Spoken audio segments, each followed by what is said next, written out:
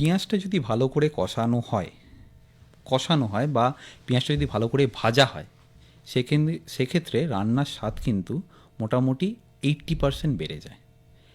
Tomato ব্যবহার যখনই করা হবে, টমেটোর থেকে যদি জল না ছাড়ে বা টমেটো দেওয়ার পরে যদি তেলটা না ছাড়ে, টমেটোর গন্ধ যদি থেকে যায়, সেই রান্না যখনই আপনি যতই মশলা ব্যবহার করেন, যাই ব্যবহার করেন, তখন কিন্তু টেস্টটা আসবে না। টমেটোর কাঁচা গন্ধ যতক্ষণ না যাচ্ছে ততক্ষণ কিন্তু আপনারা জল ব্যবহার করবেন না।